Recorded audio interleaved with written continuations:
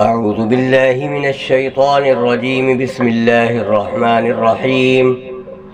كتب عليكم القتال وهو كره لكم، وعسى أن تكرهوا شيئا وهو خير لكم، وعسى أن تحبوا شيئا وهو شر لكم، والله يعلم وأنتم لا تعلمون.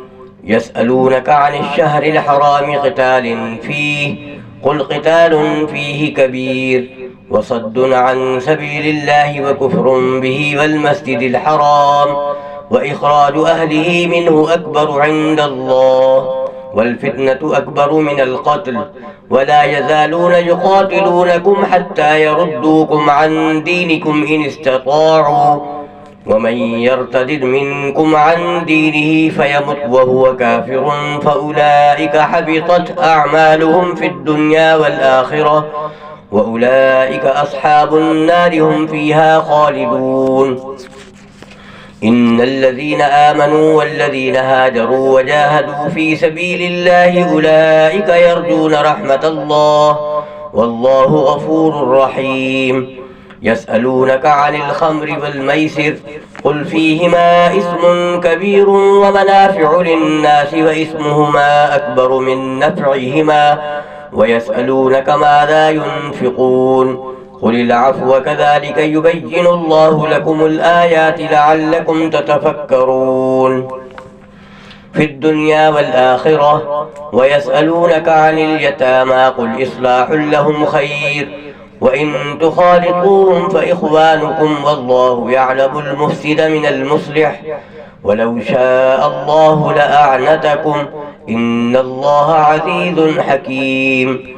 ولا تنكحوا المشركات حتى يؤمن، ولأمة مؤمنة خير من مشركة ولو أعجبتكم، ولا تنكحوا المشركين حتى يؤمنوا، ولعبد مؤمن خير من مشرك ولو أعجبكم، أولئك يدعون إلى النار، والله يدعو إلى الجنة والمغفرة بإذنه، ويبين آياته للناس لعلهم يتذكرون.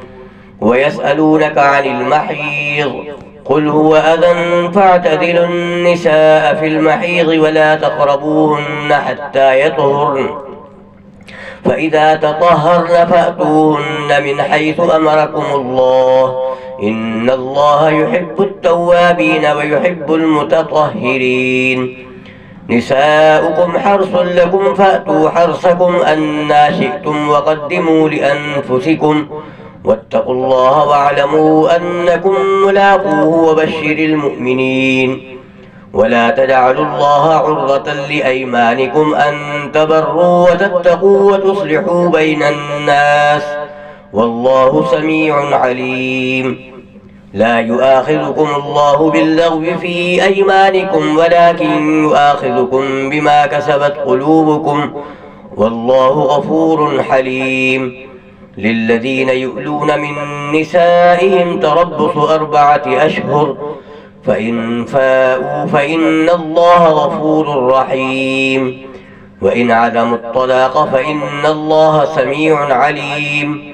والمطلقات يتربصن بأنفسهن 3 قروء، ولا يحل لهن أن يكتمن ما خلق الله في أرحامهن إن كن يؤمن بالله واليوم الآخر، وبعولتهن أحق بردهن في ذلك إن أرادوا إصلاحا، ولهن مثل الذي عليهن بالمعروف، وللرجال عليهن درجة، والله عزيز حكيم. الطلاق 2، فإمساك بمعروف أو تسريح بإحسان، ولا يحل لكم أن تأخذوا مما آتيتموهن شيئا إلا أن يخافا ألا يقيما حدود الله، فإن خفتم ألا يقيما حدود الله فلا جناح عليهما فيما افتدت به، تلك حدود الله فلا تعتدوها، ومن يتعد حدود الله فأولئك هم الظالمون. صدق الله العظيم.